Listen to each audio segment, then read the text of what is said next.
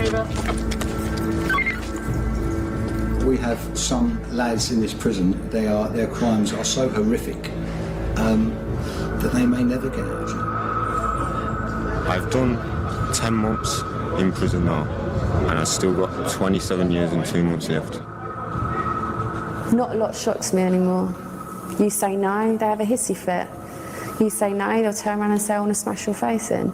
I'm telling you, bro, when I see you, I'm gonna slash your throat, you Oh, man. You have a leg?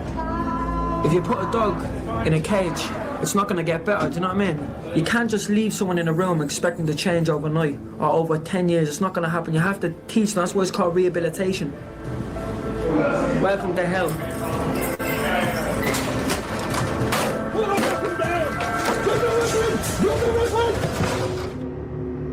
The authorities at Aylesbury Prison have to try to manage some of the most dangerous and disruptive 18 to 21-year-olds in the country.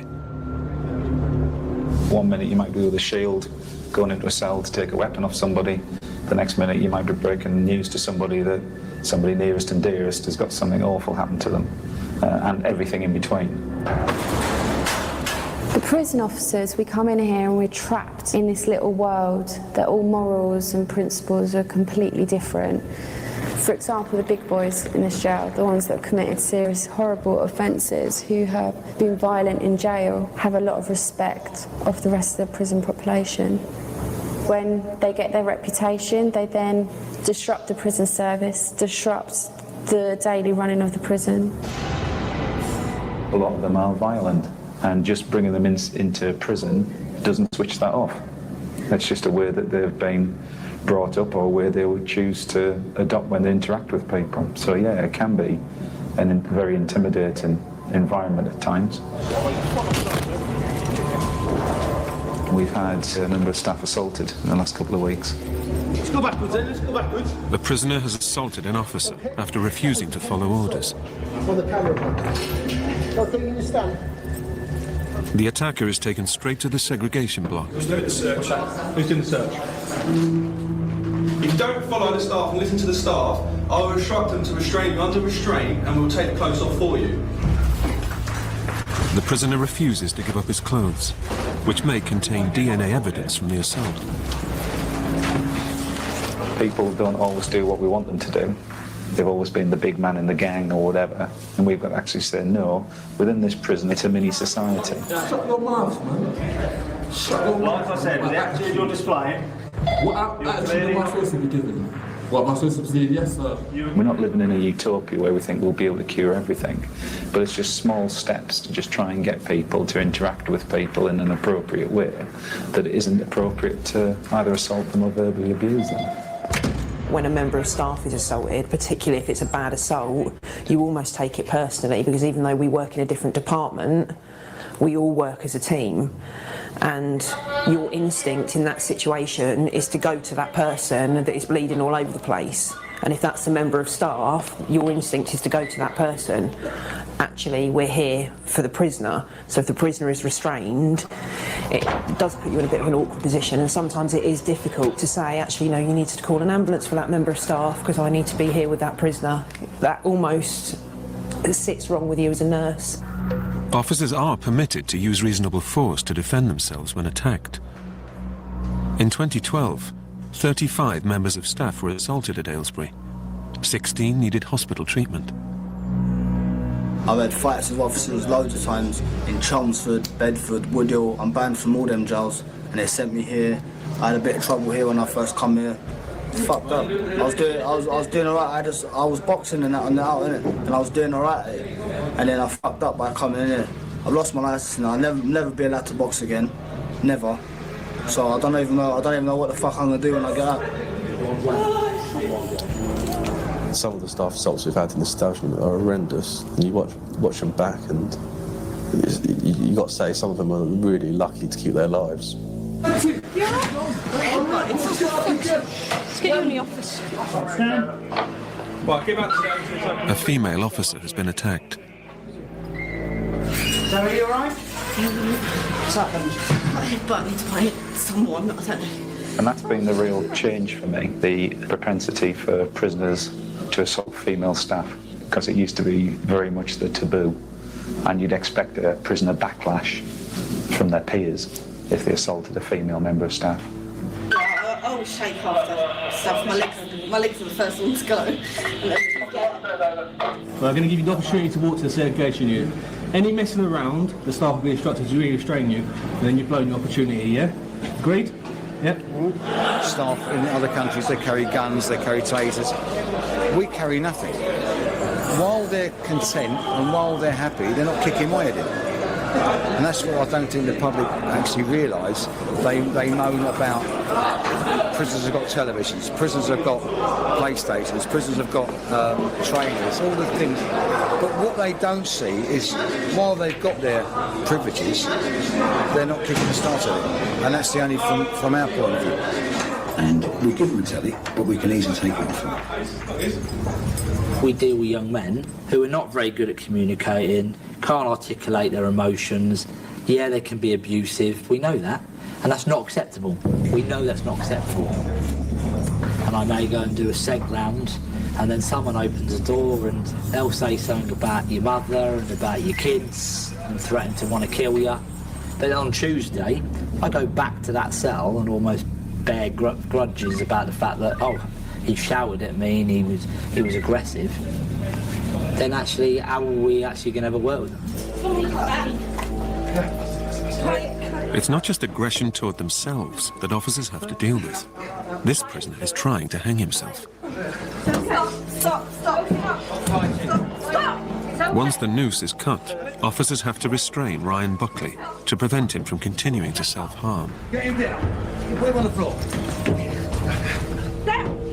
It's one of the biggest things of being a prison officer nowadays, obviously, is duty care. You know, myself and my colleagues have inputted a lot of time and effort into this kid, to be honest with you. But at the minute, there's no talking to him. He's just unresponsive, definitely showing bizarre tendencies. I just want to have a look at your neck, Ryan. It's all right. You don't want to have a chat or anything? Yeah, then I'll see you very quickly. I'm all right. Sure? I just want to have a look, Ryan, and then I'll calm leave. down and I can have a chat with you. You got any injuries? No. We're playing a very dangerous game. He can be bloody minded, Ryan, and I think he could be an accident waiting to happen. You know, all right, it was the self-strangulation, he ended up getting restrained, but I think in the mindset that he's got, I don't think he cares really. My biggest fear is obviously Ryan is out in less than 12 months. It's just a case of looking after him and hopefully he comes out of this distressful period. There's an officer staring at him 24 hours a day, which I personally wouldn't want anyway. Those considered suicide risks are carefully monitored.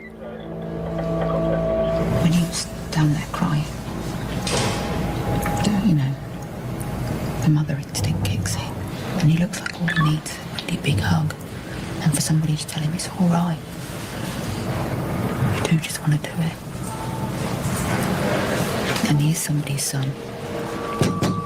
You look and talk to them, Ryan. After his failed suicide attempt, officers are keen to prevent Ryan Buckley trying again. Hey, what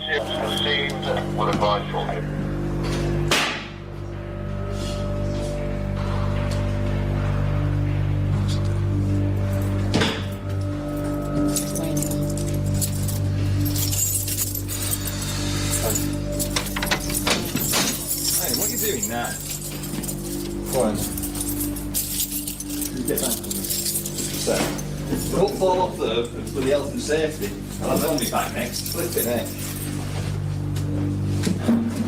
It's your vertigo. What are you doing? Right, you've got to tell me what's going on because this behaviour isn't right, is it?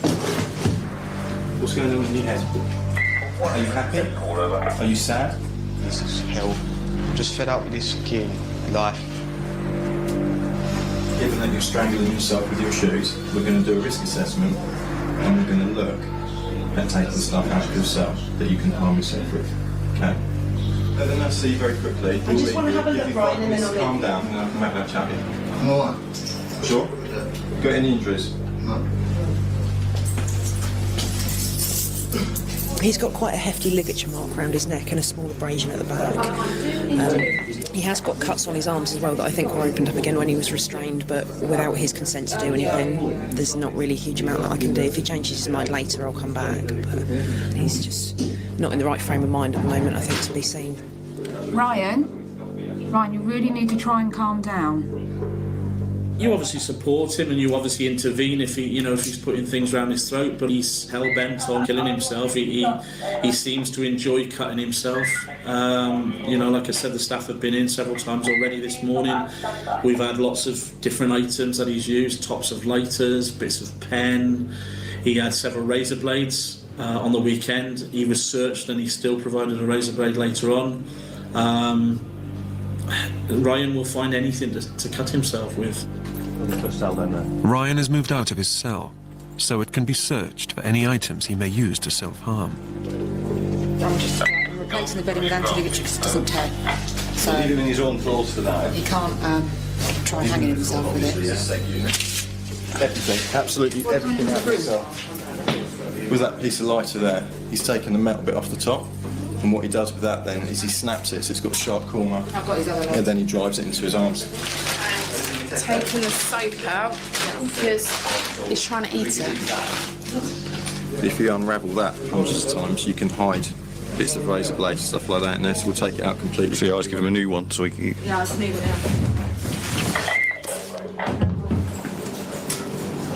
it out. We've taken his bedding out, taken the laces out of his trainers because we haven't got slippers.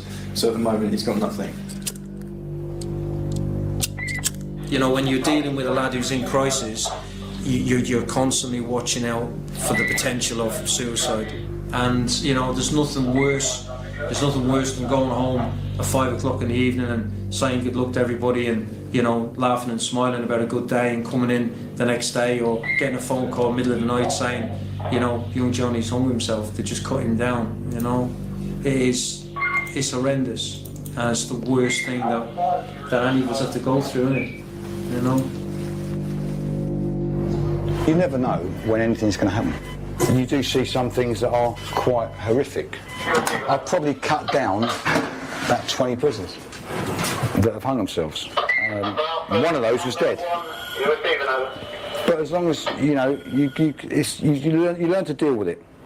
You learn to deal with it when it happens, and then forget it very shortly afterwards. Because if it played on your mind, you wouldn't come to work. It would send you mad.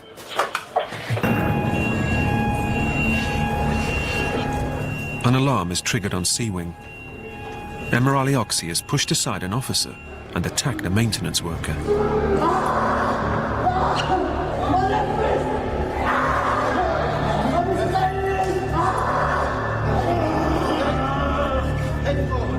He needs to calm down. If he continues the way he's in prison, he will never get out of prison. I've been in situations where I know him really well, and I find if anyone could de-escalate him, then it could be possibly me. Because he's a likeable person. He just has this other side of him, Jekyll and Hyde, if you like. Come on. The red mist just comes up. His eyes are bulging. You can see the rage in him, and he just can't control himself. He's a very strong young man, very fit. In the heat of the moment, I think he could lash out at anybody. And it don't matter who you are. I think even if his parents walked in, I don't think I'd even calm him down. He's in that rage. Mental health worker Liz Magnus checks on Oxy's condition. Oxy, do you want to talk? Can't open up at the moment because there's no staff and there's someone out on the phone. So, we're back to seeing you properly Monday, yeah? Not Monday, wrong day, Friday. Are you going to keep your cool? No right person in their head will push two officers out of the way and go and assault someone, innit? If they haven't done anything. Unless you're not all there in your head, innit? Obviously, he's done something to me, yeah? He's come to my door trying to wind me up. I told him he called me a pussy, Works called me a pussy, and all that. And he was like, it doesn't matter. It doesn't matter. What do you mean it doesn't matter? Come on, let's all come to reality now. It does matter, yeah? Because he's not supposed to be doing that, innit? He's not supposed to be doing that. He really is not supposed to be doing that. What we've actually have from Oxy is our noted escalation in behaviour. Although there have been a number of aggressive incidents since he's been here, and he's spent a fair amount of time down at the psych unit. Up to now, he has damaged property.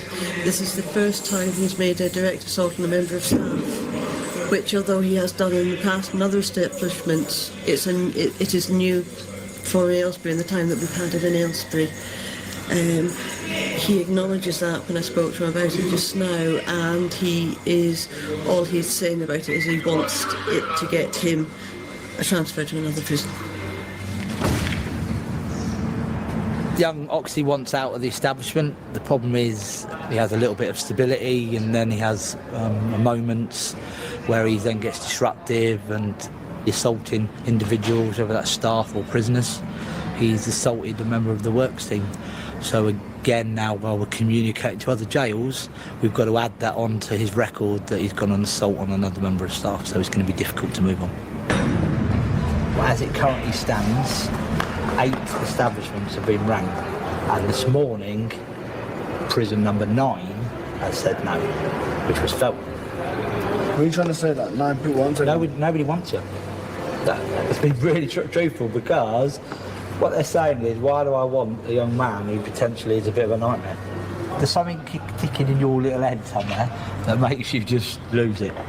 And what you need to do is find out what that is and do something about it, innit? Yeah. All right, mate. Nice one. See you later. Oxy, got about a minute left and I'll throw you in the shower. Yesterday I just don't know what got into me, innit? But I thought even mind, you know, because shit my nose, yeah? Fucked up my face. It just makes me feel like, why shouldn't I do that to them, you know what I mean? So I think I'll just carry on doing it.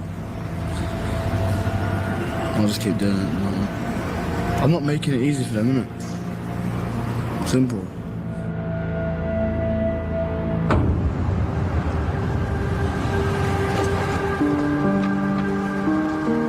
It's visiting time at Aylesbury. That's the only thing I look forward to, really, is a visit. There's nothing else really to look forward to in there, is there? You know what I mean? Banged up, basically, for 15 hours a day. Lewis Bibby's girlfriend, Jess, visits him once a week. Yeah. You can't really do much in a visit, you know what I mean? Kisses and cuddles are enough for me, you know what I mean? Enough for me, for her just coming to see me, that's what I like. I'm happy, you know what I mean? It's good. As soon as we get out, then we can take it to the bedroom, you know what I mean? I've got 9 months left. Lewis Bibby. Yeah. He's right at the back. Thank you. Bibby got to know Jess after writing to her as a pen pal. How are you? I'm good. Been good? Yeah, I'm good. Sure? Yeah. Good. That's what it was about. Looks like I can't kiss you today. Stop being horrible, you've been good. Don't take the piss. Since I've met this girl, and I actually care about someone for like the first time in my life. We ended up getting together about 2 months ago. I asked her to marry me in like the first couple of weeks. She said yeah. When she said that, I thought it's the first time anyone's actually believed me, you know what I mean? Been behaving yourself then, being a good boy. Huh? Been a good boy. Been good. You haven't because you're not looking at me, and that's when I know you're lying. No, it's because When you you make me don't laugh. look at me. Before I met this girl, all I used to think about was crime and that, you know what I mean? I had a mad old life, you know what I mean, since the age of 8 and that. I was like 12 when I got an Aylesbury. First of all, when I got nicked, I think I got nicked for about 14 burglaries, you know, my whole life, you know what I mean? I've done about 600, 700 burglaries, you know what I mean? Now I've got I'm 100% that I will change, you know what I mean? Because I don't want to let her down. That's what love is, isn't it? You know what I mean? Got a lot of stuff to look forward to. You finished college, proud of me. Yeah, I'm proud. Well done, Jess. So you better get a job easy now, don't you? No. You would? Get a job easily. Got to get her a ring though, get a job and that when I get out. Give her kids and that, have a little baby running around in the bar. See you Wednesday, yeah? Mm-hmm. Or Thursday. Which one? Wednesday if you can, but if not, Thursday. Okay, I'm going. I'll speak to you later. Love you more. Bye. Bye. Is it enough? No.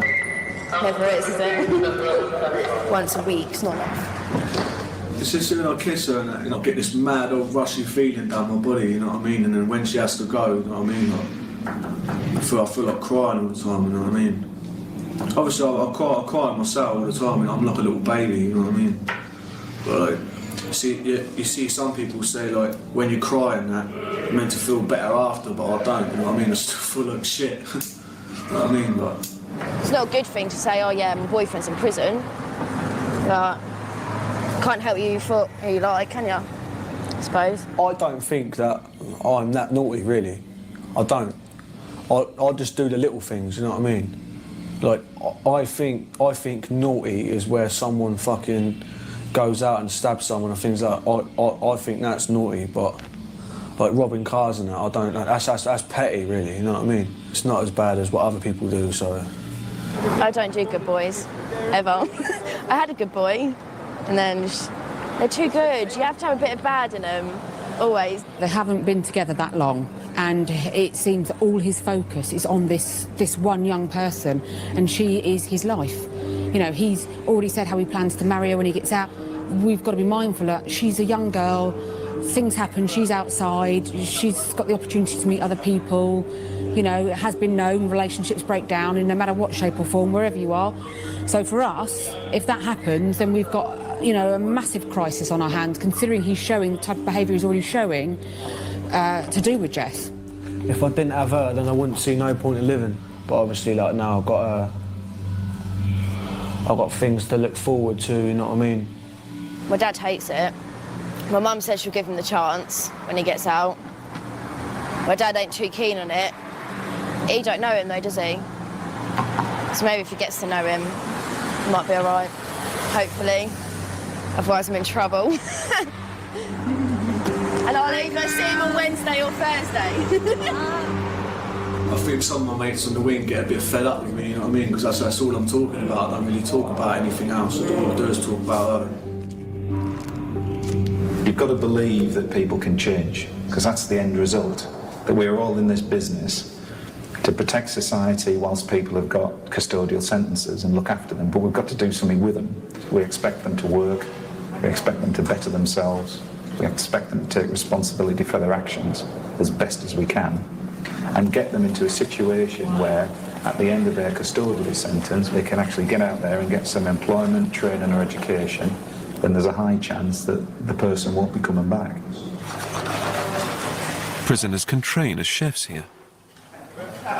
The food in here is beautiful. Spanish on Stilo, yeah? Don't give me too much. Always very good, very polite, serve you well. They become far more mature than when they are on the wing. Hey, Buckley, did you apply for the mess, yeah? Although Buckley has a history of self-harming with sharp objects, he's given a chance to work in the kitchen. Yeah, I feel a lot happier now. I've got the decision what job I'm in now. So obviously start from the bottom and work your way up, really. Which I don't mind, it keeps me busy. There are things in here that self-harmers could put around their body so they can take it back to their cells if they want to. So clearly I have to keep an eye on him and keep a close management control of him so that it's not given the opportunity to take that stuff. But if you treat him in the right way, he should be able to respond to that. The target and the incentive for him is to do the right thing. So he's therefore then, when I look at it in 2 or 3 weeks' time, met all the criteria I wanted, and then he can then get the best job in the staff mess, which is in the wash-up. So you just clean it off from the sky, and I'll get you all that now if you want to.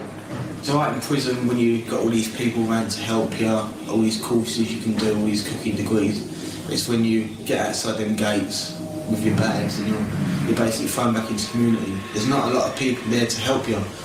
And I don't want to go to the hostel. The simple fact is that you've got drug users in a hostel, then I've got more chance of offending. Even if I've got a full-time job as a chef, I've still got people smoking drugs in front of me, and I'm going to be back in prison. I can say no, but when you're around that constantly, it's like in prison, if you're constantly around wrong peers, you're going to get in trouble, fights, segregation unit, verbal warnings. It's like all these boys, you get them down here, give them a bit more responsibility, and they do seem to develop a little bit. And maybe that's good for him, I don't know. But he seems to be all right, he's doing the work. You know, we've got a number of different tasks for him to carry out, and I think he's working all right at it, so good. Prisoners provide the labour for most prison services, including the laundry. Finally got a job. I've been unemployed about 2 months now. You know what I mean? So I've just been riding stiff bang up for like 2 months.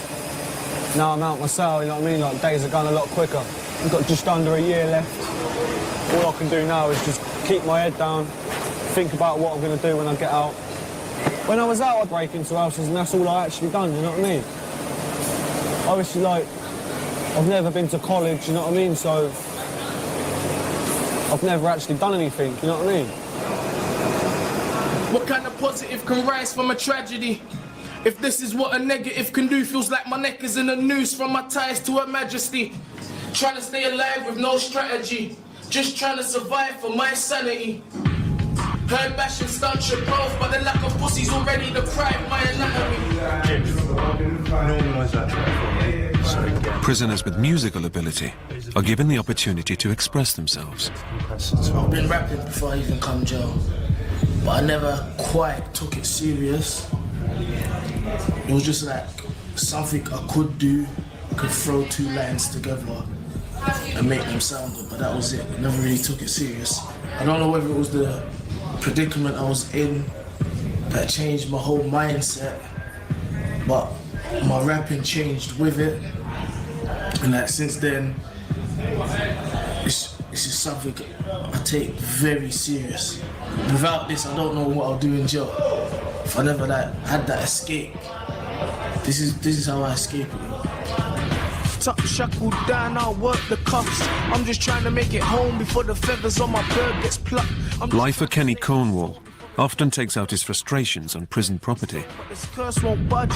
They'd had a disagreement over the way a shot was played, and then he just lost. He lost at the end. He just went nuts, said, "Well, if I can't play pool, nobody's playing pool," and ripped the cloths. The rest of the lads won't be best pleased. There'll be nothing for them to do. It's a mess. Both tables ruined, so we're limited for association equipment now. We all had 2 tables for the biggest wing in the prison, so we've got none now. What happened today? You'll break this arm? This guy is a nerd. He's scared for his life, so he ripped the table to go to the block. Dickhead, man. He's going to go to the block.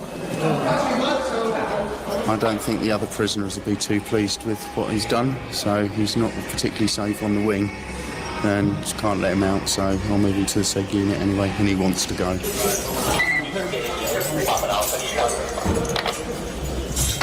What we've got here is 2 pool cues, both of them smashed. We've seen how volatile some of the young men are here and the way they can turn in an instant, so that's why we've always got to be on guard, be careful, make sure everything's accounted for, to stop staff or other prisoners being injured by weapons like these. I'm this close to just fucking up a prisoner or someone. And every time I try and get out of it, it's like another challenge comes along. Kenny, it's another pig. It's not just your way of dealing with things, and that's what you need to learn that. There's a lot of people in life piss me off, but don't go around turning pool tables and smashing pool cues. It's that or I just smash somebody's face and that's just going to get me even worse. It's going to get me even worse. That's not the only alternative, is it? Every time we get to this level, that's another added bit to your sentence. We start all over again.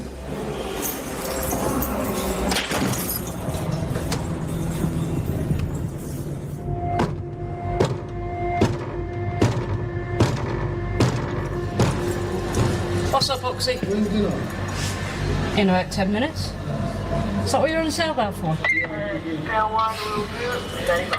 You taking a piss? I feel like I've got to fucking smash someone's head in again, so they know that I'm not a fucking dickhead, innit? You know what I'm saying? Emirali Oxy is back on C Wing after a stay in the segregation block for destroying his cell. Unfortunately, his history is that he ends up smashing up when he doesn't get his own way.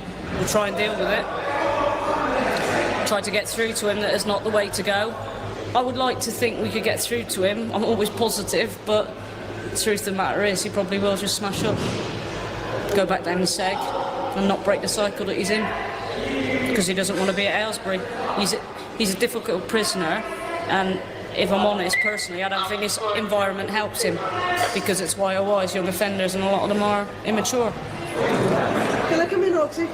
Oxy is upset that he's still being punished with the loss of privileges, and Liz, the mental health worker, is trying to calm him down. When did you come back over? Today. What are you worried about? Put me over here with no telly, lost the Soj, no burn, nothing. I want to go back to the block. And this is blocking me, so I want to go back to the block. How much longer have you got on losses? 7 days. 7 days? And you can ride 7 days, surely? Where's the point in me being on a different unit but with the same circumstances? Where's the point? Having some human contact. With who? With who? Who are these people? Who are they to me? Do you think I care about anyone here? I came to prison alone and I'm going to walk out alone. I don't want to know anyone in here. I don't want to know fuck all in here. I want to get out of here and that's it. I want a cigarette. Can't I go have a cigarette? Can't I go get a Rizla? Why can't I go get a Rizla?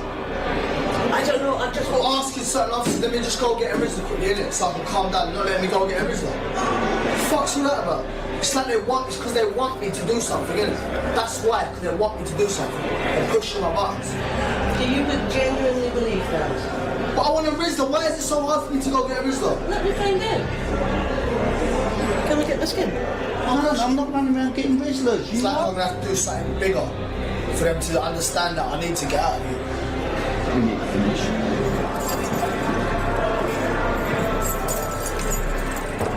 a Rizla would solve the problem, why can't we just give him a Rizla? We can't reward threats. We had it on weekend for a cigarette. All weekend he destroyed the scene.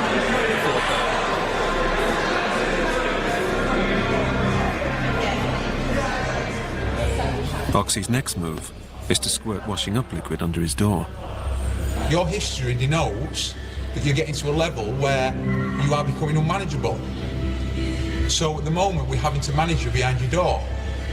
And now you're behind your door, you're becoming even more unmanageable by creating a health and safety risk to everybody. He's now getting desperate. He specifically said that he runs this prison, he controls us, and he's very quickly learning that's not the case. So now he's doing desperate things to get attention. Hey, Morale! What's going on? What are you done for now? Calling someone a little girl. Calling someone a little girl? I can't believe you just went, you little girl. He's been told no about a couple of things today, which he doesn't like, because he just thinks that he should be back up to where he was on D-Wing straight away. Okay, follow me, then we'll go this way. Oxy is escorted back to the segregation block once again. No, you're right. Okay, so you have problems on the wing? He's now refusing to eat. All machines need fuel, man. Especially highly tuned sporting models. Why aren't you eating? I don't want to eat. You don't know why you're not eating? I don't want to eat. Don't want to. Is it as a protest? I don't want to eat. It's just because you're not hungry? Yeah, just don't want to eat. Every day we'll encourage him to eat. We'll try and talk with him. It does seem to be a protest, but we'll see, really. I know Emirati does like his food. He does lots of exercise, so he needs his food. So hopefully before 3 days are up, he'll start eating again. If I don't fucking eat, it's going to work. I'm going to get out of it. Simple. You know what I mean? It's the only way to do it. It isn't really an effective way of protesting. Never is. Never will. The prison still can't see to it, or everyone would just stop eating to get their own way. Come on, let's move down. Come in. You've had a party. Oxy continues to raise the stakes. He's made a mess and blocked his toilet. In 3 years' time, where can you see yourself? Not out of here. Not out of here. Why not? Now, how do you describe jail? What's the one thing you have in your life that's going for you right now? One thing. The one thing you've got going for you right now is your age. You're young enough to change it. You're young enough to get out. You're going to be, what, 22, 23 when you get out? Just say you live to your 70. You've got 47 years of this shit. Or you've got 47 years on the road. Because you decided to come here. But only you will decide if you come back. Oh, man, come on. No, that's true. You love your mum, yeah? Yeah, of course. Next time you see your mum, what's the last thing you think about when you go to bed at night? And what's the first thing you think about when you wake up in the morning? And the answer's going to be you. So, how many of your mates or your boys went round to your mum's house and said to your mum, look, Bucky's in jail. Will you go for bread? None. So what I would do if I was you, when I get out of jail in 3 years' time, when you walk down the streets of Hertfordshire and your mates come up and see you, I'd tell them to fuck off. Some prisons you can rehabilitate. You know that some prisoners won't come back to prison, but the majority, sadly, they do. They do. It's the way, you know, they're brought up in deprived areas. They've got no education. They've got no job. They get out of prison. And there's no work out. There's no work out on the streets for young kids that have got qualifications, let alone a prisoner that comes out of prison that's been in prison 3-4 years. And what have you done? Nothing. Less than 36 hours after starting to refuse food, Oxy changes his mind. What bread? Brown bread.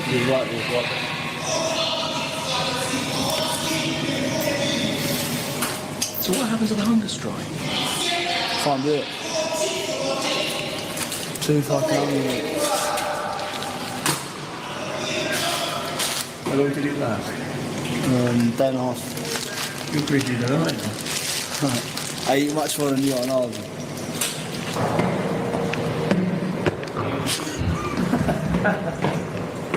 Do you know I'm coming out of insane? I'm coming out insane. I come in here, my brain was fine. I was cool. I was a normal person. I'm leaving it fucked up.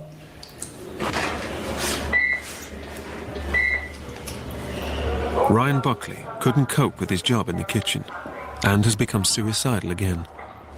He said, enough is enough, Cher. I need to say goodbye, and has asked me to do his funeral. And it's just dreadful. A young man who's not even 21 yet, with so much life ahead of him, but he's so scared. He's so scared of coming out of prison and what he's got to face on the out, as they call it. He says he's thousands of pounds in debt to the drug dealers in Essex. I believe personally that he will actually go back on the heroin. I think personally he'd come off the methadone too quickly. I asked him directly several months ago and be fit, and he was quite honest and open. He said that he will go back on the gear, and at the minute he's actually looking for anything that he can use as a self-harm tool. What's he got in his... What's he got? He's just picking bits up off the floor. To harm himself with? Yeah, there's bits of plastic off of things. It'll be the corner of the toothpaste tube. It's anything. Poor boy, he's just desperate, Jay. And then this morning he said goodbye to me. He said, I'm not going to see you again. I feel a bit sorry for him, to be honest, because he's done so well, and I think that he's built some fantastic bridges with staff over the last few months, and he's got himself into the mess. He's got himself into a position where he seems happy all the time, and if he's happy and he's doing well, actually that makes us quite happy, and it makes our job that little bit easier. To see him back here, we don't want to see him going down that slippery slope again and having to start again. Trying to get the nurse, Despite being watched as a suicide risk, Ryan's managed to find something to cut himself with. So what are we going to do, yeah? Ryan, what are you doing with the soap? Ryan. What do you say? I know you don't need me here, but I'm not going anywhere, so I'm sure you probably know this already, but eating the soap, all it's going to do is make you sick. What a lot of lads do when they come into jail is their age stop the age they go into jail. So say you come into jail at 14, you tend not to socially develop above the age of 14. because you're not in that social outlet, are you? So you tend to live your life, and then after a few years you'll start to grow up. So I don't know how long Ryan's actually been in, but he's obviously at that level when he came in, because he's not, not. To see Ryan in such a state was distressing. He's got a massive range of complex issues. Whether I and my team are suitably qualified to manage them complex issues is questionable, but based on what we do as a living and within our experience, we can only do what we think is best at the time. Who did you do it with? Is it just this hand? Where else? Sadly, some people do actually find it so intolerable that they do get into a position where they would attempt to take their own life. We know those people very well. We've been pseudo-parents to them, and we've put huge care plans in place to manage them through that. We've got a young prisoner who's on a constant watch at the moment because we feel his risk is too great that we have to have a member of staff watching him all the time. It's all right. Keep pulling it. All right. Come on. After being treated for his cuts, Ryan Buckley tries to hang himself yet again. There was spit and snot everywhere. As much as it sounds quite gross, the only way that I could actually remove the ligature was to actually put my fingers into the skin of his neck, and I had to dig my fingers in order to release a little bit of pressure so I could get the fish knife in. He hadn't lost consciousness. His lips had gone blue, his eyes were bulging, so it really was a serious attempt. Officers revived Ryan and saved his life. And we've just got to do our best to resettle him, try to provide him with everything that we can so that when he gets back in the community, he's not going to be a risk to anyone else. He's not going to, create another victim somewhere, but maybe he also won't be a risk to himself, But we're going to have to wait and see what happens, I suppose. In the segregation block, a prisoner has gone on a dirty protest. What's that? Your bell's on. Huh? What's that? Oh no, it's broke. It just keeps coming up and on itself. All right, Dan. Give us a shout if you want anything. The prisoner has been throwing his feces out of his smashed observation flap. I can't bear the smell of that poo. I need some lavender. Next door to the dirty protester, Emrali Oxy has destroyed his cell once again. This jail's a shithole. Proper shithole. You know what I'm saying? Proper shithole. Don't get me wrong, people like us make it a shithole, innit? You know what I mean? In a sense, innit, yeah? But if the guns didn't move the way they did, yeah? And the reason why I'm doing this, yeah? Because they fucked me up the other day, innit? Like, they literally fucked me up, innit? So I'll just get my own back and I don't give a fuck. Simple. Most of the people who have undertaken dirty protests have not been mentally ill. They did it because it was what was going to cause the most repulsion, and it has been done that to make a very strong statement to the staff of displeasure at something that's been happening. A team in protective clothing is sent in to end the dirty protest and enable the mess to be cleared up. Do not hurt me. You think it hurts? You're the fucking pussy, mate. The prisoner is moved into a special cell, which has nothing in it. Oxy chooses to come peacefully. I don't know what they must be thinking to do in it, like they go outside and fucking have some sort of issue to be doing shit like that, man. My plan actually had been to see you in the interview room today, but I think that's kind of mucked up. What can I say that's going to dissuade you from doing that?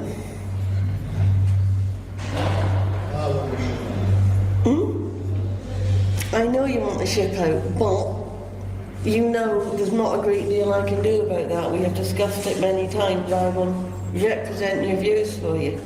And I suspect people will be quite glad to see the back of you at the moment. But who's going to take you? We've got to instill a lot of things in people before they go out through the door and teach them some life skills and teach them, explore options with, if somebody comes up to you and says, do you want some drugs? How are you going to handle that? Be honest with us. And yeah, it's just trying to give them that hope that things can change, that when they get outside it has changed, and they think, right, let's move on then.